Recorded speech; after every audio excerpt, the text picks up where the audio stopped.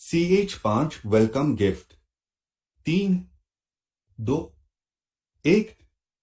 ऊर्जा शक्ति level 1 host को दी जाती है। न्यू मिशन, दुनिया की सबसे बेहतरीन आश्रम बनाना। समय 5 वर्ष। Reward unlimited point. होस्ट के 1000 किलोमीटर के क्षेत्र की पूरी जानकारी। इन्वेंटरी 500 मीटर क्षेत्र की जगह है। System shop level 1 open.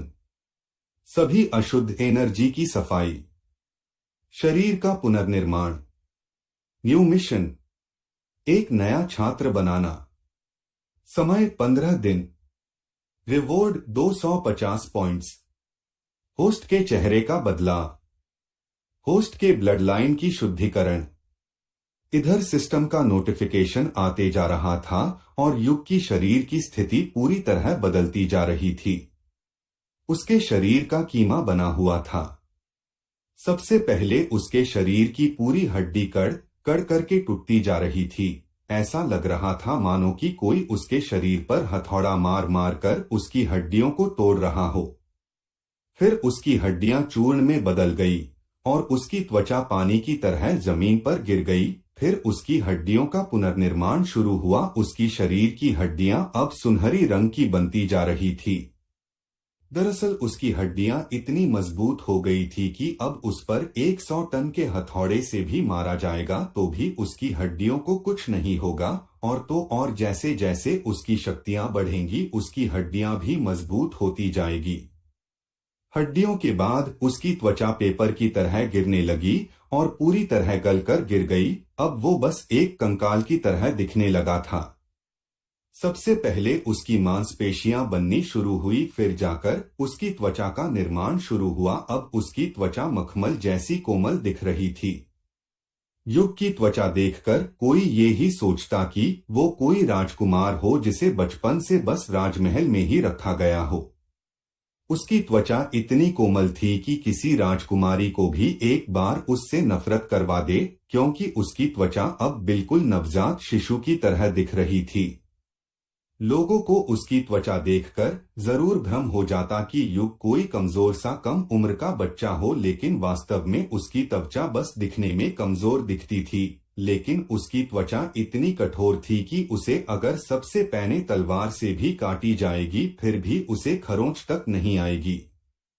फिर सबसे अंत में उसके चेहरे का निर्माण शुरू हुआ। सबसे पहले उसकी बाल जो काली थी अब उन काले बालों में हल्के सुनहरे रंगों की चमक दिख रही थी। फिर उसकी आंखें जो नीली रंगों की थी वो अब हरी रंगों की हो गई थी और सबसे अंत में उसके चेहरे बदलने लगी। पहले जो चेहरा निर्मय का था अब वो पूरी तरह बदल चुकी थी। अब वो इतना ज्यादा सुंदर दिख रहा था जैसे मानो स्वर्ग से उतरा कामदेव ही सामने खड़ा हो।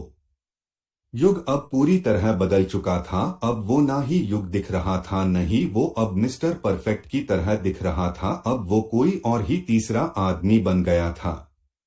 फिर सबसे अंत में उसके शरीर की खून का शुद्धिकरण होना शुरू हो गया। उसके शरीर में जो पहले खून थी अब वो और ज्यादा शुद्ध होता जा रहा था। ये सब चीजें लगातार 2 घंटे तक होती रही और अब जाकर युग ने आंखें खोली। उसने अपने आप को ऊपर से नीचे तक देखा।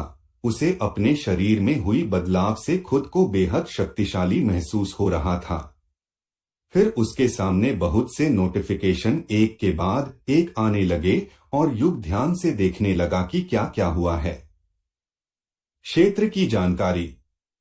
Inventory. System shop open.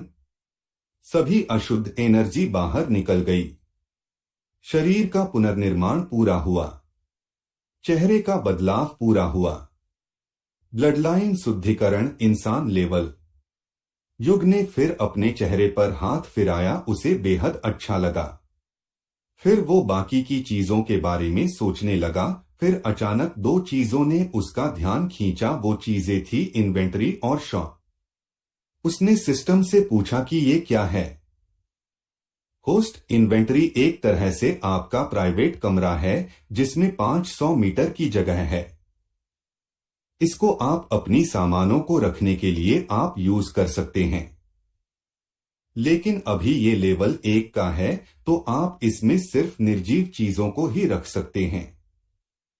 Shop एक तरह से दुकान ही है, इसमें जाकर आप अपने लिए नई नई हथियार, ध्यान तकनीकें, दवाई और बहुत सी चीजें खरीद सकते हैं। हाँ, लेकिन आपको इसके लिए पॉइंट्स का यूज करना पड़ेगा, और हाँ, ये पॉइंट आपको मिशन करने से मिलेगी। युग को अब सिस्टम की लगभग सभी चीजें समझ आ गई थी, और उसने अब वो नई 2 मिशन भी देख ली थी। अब बस उसे इस जगह से बाहर निकलना था।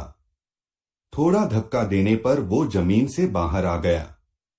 बाहर का नजारा तो पूरी तरह बदल गया था। हर ओर काली काली धुएं ही धुएं दिखाई दे रहा था। उसे बिजलियों के बारे में पता था, तो उसे ज्यादा हैरानी महसूस नहीं हुई। वो अब ये सोच रहा था कि इस दुनिया में नई शुरुआत कैसे और कहां से की जाए, और उसे नए मिशन भी तो मिले थे। पहली वाली मिशन में अभी समय बहुत था, लेकिन दूसरी मिशन में ज्यादा समय नहीं था। उसने फिर सोचा क्यों न एक बार यहाँ चक्कर मारकर देख ले। युग वहीं आसपास चक्कर लगाने लगा। उसने खुद से ही बोला, यदि ये आश्रम इस जगह पर रहेगा तो ये कभी भी बड़ा आश्रम तो दूर, एक छोटा सा ट्यूशन सेंटर भी नहीं बन पाएगा। यहाँ अब ढेरों कमियां थी। सबसे पहली की ये जगह अब एक शमशान की तरह पूरी काली हो गई थी। दूसरी की इस क्षेत्र की आबादी भी कम थी। यहाँ बस कुछ 4-5 लाख लोग ही रहा करते थे। युग को सबसे पहले एक ऐसी जगह चुननी थी जो कि प्रकृति से घिरी हो, जहां पढ़ने का माहौल हो। दूसरी की उस जगह पर कोई भी पाबंदी नहीं हो। इसके लिए उसे इस दुनिया में घूमकर सभी आश्रमों के मॉडल को देखना पड़ेगा, और साथ ही साथ उसे नए छात्र भी बनाने थे। उसे बहुत से काम थे।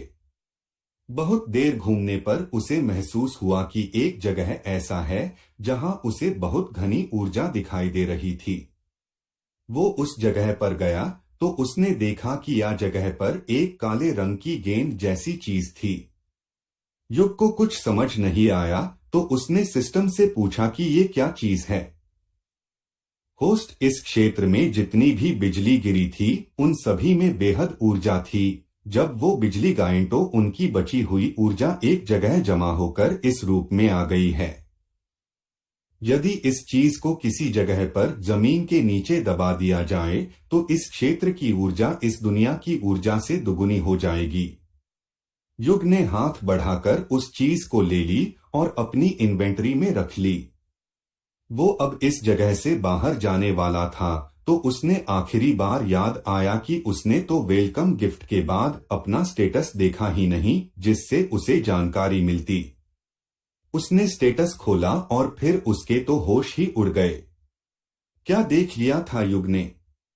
क्या युग नए मिशन को पूरा कर पाएगा? क्या युग नए छात्र को ढूंढ भी पाएगा? तो आपको क्या लगता है, इस कहानी में आगे क्या होगा? कृपया अगले एपिसोड के लिए चैनल को लाइक और सब्सक्राइब करें।